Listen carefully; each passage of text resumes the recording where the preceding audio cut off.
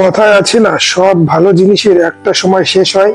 রোহিত ও বিরাট দুজনেই টি-20 আন্তর্জাতিক ক্রিকেট থেকে অবসর ঘোষণা করেছে খেতাব জেতার সঙ্গে সঙ্গে।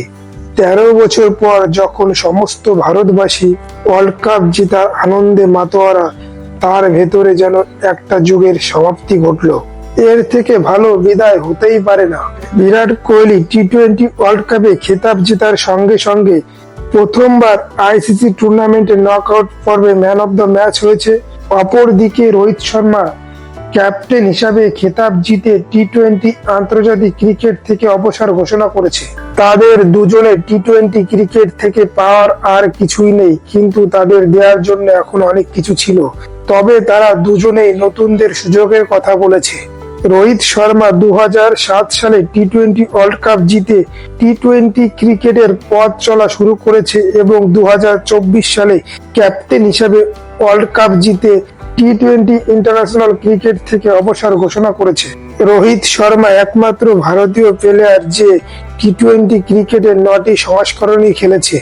বিরাট কোহলি টি-20 ক্রিকেটের ফাইনাল ম্যাচে প্রথমবার ম্যান অব দ্য ম্যাচ হয়েছে এবং সেই সঙ্গে অবসর ঘোষণা করেছে। রোহিত শর্মা আগেই ক্লিয়ার করে দিয়েছিল, বিরাট কোহলি ও আমার এটা শেষ বিশ্বকাপ হতে চলেছে। বিরাট কোহলি এই টুর্নামেন্টে এর আগে 7টি ম্যাচে মাত্র 75 রান করেছিল 10 এভারেজে, কিন্তু বিরাট কোহলি ফাইনাল ম্যাচে যখন টিম সংকটে ছিল সেই পরিস্থিতিতে 76 রানের একটি ইনিংস খেলেছে এবং ম্যান অব দ্য ম্যাচ হয়ে রাজার মতো অবসর ঘোষণা করেছে। এই বিশ্বকাপে প্রথমবার রোহিত শর্মা ভারতের হয়ে সর্বোচ্চ রান করেছে এবং খেতাব জিতেছে। রোহিত শর্মা টি-20 ক্রিকেটে 159টি ম্যাচ খেলেছে, 4231 রান করেছে, সর্বোচ্চ 121 রান, 31 গড়ে 140 স্ট্রাইক রেটে 32টি 50 করেছে এবং সর্বাধিক 5টি সেঞ্চুরি করেছে। টি-20 ক্রিকেটে সর্বাধিক 6 তার দখলে এবং ক্যাপ্টেন হিসেবে সর্বাধিক ম্যাচ রোহিত শর্মা জিতেছে 50টি।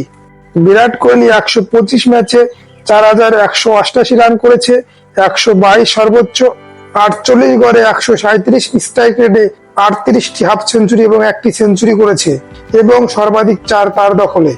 সর্বাধিক ম্যান অব দ্য ম্যাচ হয়েছে 16 বার, সর্বাধিক ম্যান অব দ্য টুর্নামেন্ট হয়েছে 7 বার এবং 2016 টি-20 এবং 2014 টি-20 ওয়ার্ল্ড কাপে ম্যান অব দ্য টুর্নামেন্ট হয়েছে।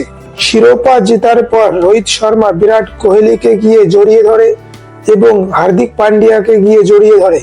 রোহিত শর্মা ও বিরাট কোহলি দুজনেই ভাবুক হয়ে পড়ে এবং দুজনে একটা যুগের সমাপ্তি করে টি-20 আন্তর্জাতিক ক্রিকেট থেকে অবসর ঘোষণা করে, কিন্তু তাদের দুজনকে টেস্ট ও ওডিআই ক্রিকেটে এখনো খেলতে দেখা যাবে। আজকের পর্ব এই পর্যন্ত। আপনারা ভালো থাকুন, সুস্থ থাকুন এবং চ্যানেলে নতুন হলে চ্যানেলটিকে সাবস্ক্রাইব করে পাশে থাকা বেল বাটন অন করে দিন এবং ভিডিওটি লাইক ও শেয়ার করুন।